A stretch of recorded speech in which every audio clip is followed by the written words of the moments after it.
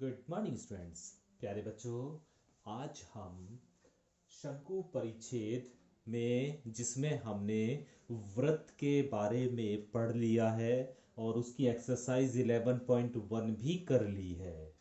आज हम उसी शंकु परिच्छेद में अपने नेक्स्ट टॉपिक, जिसे हम परवलय बोलते हैं, इंग्लिश में इसे हम पैराबोला बोलते हैं, तो परवलय के बारे में आज जानकारी हासिल करेंगे और उसके बाद एक्सरसाइज 11.2 इसी बातों पर आधारित होगी। ठीक है, तो सबसे पहले परवलय की आपको रचना, उसकी संरचना, उसकी आकृति किस आकार का होता है उसके बारे में जानकारी दी जा रही है। प्यारे बच्चों, ये y अक्ष है, ये x अक्ष है, जिसे हम x और x डैश के द्वारा प्रदर्शित करते हैं, y और y डैश के द्वारा प्रदर्शित करते हैं। ये इसका केंद्र होता है। ठीक है, अभी एक इस तरह की आकृति को हम परवलय कहते हैं। ठीक है, अभी प्यारे बच्चों, इसमें कुछ पॉइंट हैं, उन पॉइंटों को बहुत अच्छे से आप ध्यान रखेंगे, है ना। ध्यान से सुनेंगे, ध्यान रखेंगे, याद भी रखेंगे, क्योंकि क्वेश्चन में आपको याद रखने पड़ेंगे इन पॉइंट्स को, तभी आप क्वेश्चन को कर पाएंगे, है ना। तो देखिए, ये एक परवलय की आकृति होती है, परवलय का रूप होता है। ठीक है, जहां पर ये परवलय y अक्ष को स्पर्श कर रहा है, अभी तो ये मूल बिंदु पर स्पर्श कर रहा है और अधिकतर परवलय मूल बिंदु पर ही स्पर्श करते हैं। तो जिस बिंदु पर ये परवलय इस y अक्ष को स्पर्श कर रहा है उसे हम शीर्ष बोलते हैं, जिसे हम a के द्वारा प्रदर्शित कर देते हैं। तो इसे हम शीर्ष बोलते हैं। और शीर्ष क्या होता है? 0 0।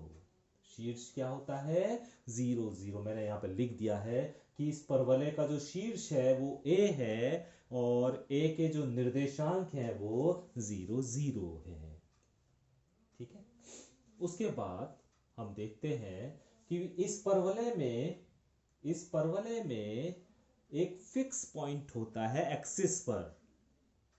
एक्सिस यही है, इस पर एक फिक्स पॉइंट होता है, एक स्थिर बिंदु होता है, जिसे हम नाभि बोलते हैं, जिसे हम S के द्वारा प्रदर्शित कर देते हैं।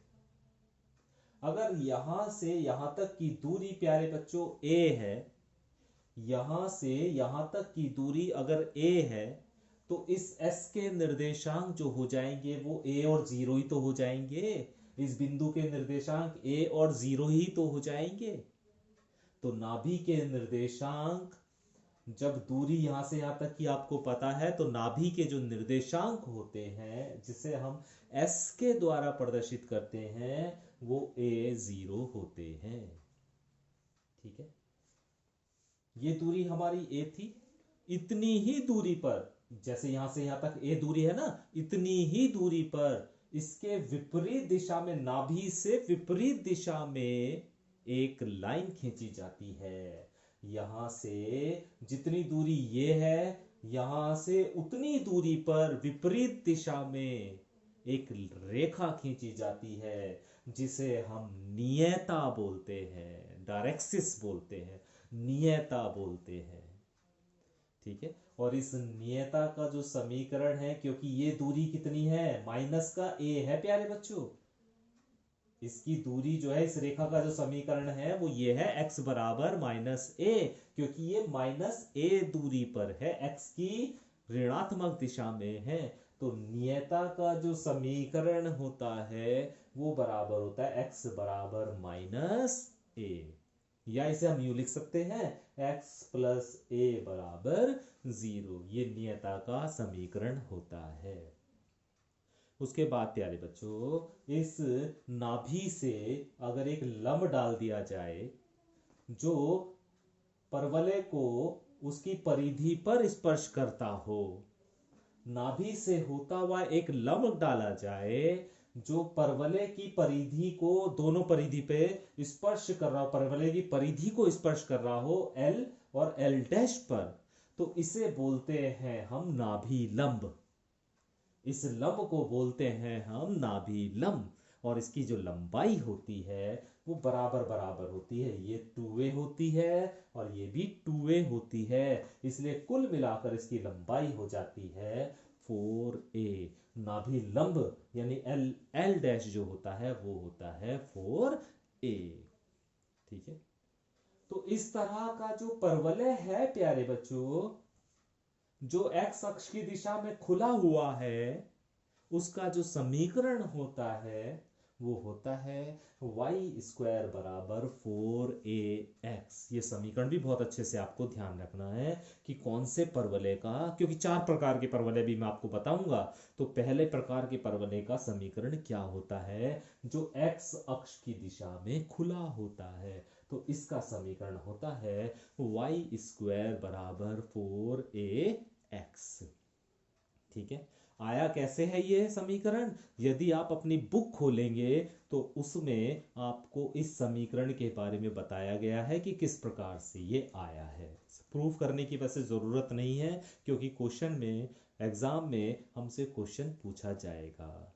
ठीक है, और ये भी ध्यान रखिएगा प्यारे बच्चों, अभी से मैं आपको बताता चल रहा हूं कि जब आप नेक्स्ट क्लास में जाएंगे 12th क्लास में, तो वहां पर समाकलन का अनुप्रयोग एक चैप्टर है, उसमें आपको परवलय, दीर्घवृत्त, वृत्त, इनके बारे में आपको ध्यान होना चाहिए, पता होना चाहिए। इसके आधार पर वहां पर वो एक्सरसाइज आपको मिलेगी समाकलन का अनुप्रयोग में। ठीक है, तो इसलिए आप ध्यान से समझिएगा। तो प्यारे बच्चों, पहली प्रकार की आकृति इस प्रकार की होती है परवलय की, जिसमें ये परवलय इस वाई अक्ष को जहां पर स्पर्श कर रहा है उसे हम परवलय का शीर्ष बोलते हैं, जिसे हम ए से प्रदर्शित करते हैं और जिसके निर्देशांक 0 0 होते हैं। ठीक है, यहां से इस अक्ष पर एक फिक्स बिंदु होता है, एक स्थिर बिंदु होता है, जिसे हम नाभि बोलते हैं। यहां से यहां नाभि तक की दूरी अगर a है तो नाभि के निर्देशांक a और 0 होते हैं। शीर्ष से नाभि तक की जो दूरी है a, उसके विपरीत दिशा में उतनी ही दूरी पर एक रेखा खींची जाती है, जिसे हम नियता बोलते हैं। और इस रेखा का समीकरण, इस नियता का समीकरण होता है x बराबर -a या x प्लस a। नाभि से होता हुआ एक लंब जो परवलय की परिधि को स्पर्श करे, बाहर ना निकले, स्पर्श करे, उसे हम नाभि लंब बोलते हैं, और जिसकी लंबाई होती है 4a। और ऐसे परवलय जो x अक्ष की दिशा में खुला हुआ होता है, उस परवलय का समीकरण होता है वाई स्क्वायर बराबर 4ax। तो मुझे उम्मीद है कि ये पहले प्रकार की आकृति के बारे में आपको अच्छे से समझ में आ गया होगा। ठीक है, इसकी जो दूसरी आकृति है उसमें थोड़ा सा ही परिवर्तन है प्यारे बच्चों, इसलिए सूत्र ध्यान रखिएगा, मैं उसमें थोड़ा जल्दी पढ़ाऊंगा आपको। अभी आपको समझ में आ गया होगा कि शीर्ष किसे कहते हैं, नाभि किसे कहते हैं, नियता किसे कहते हैं, नाभि लंब किसे कहते हैं ना। अब सभी चारों में यही बातें आपको बतानी है। अभी देखते हैं प्यारे बच्चों एक दूसरे प्रकार का परवलय। आकृति वही है, बस अब एक काम हुआ है कि इसका जो रूप है वो थोड़ा सा चेंज हो गया। इसका मुंह जो है वो एक्स अक्ष की दिशा में खुल गया है, एक्स की विपरीत दिशा में खुल गया है। ठीक है, तो ये है आपके दूसरे प्रकार का परवलय।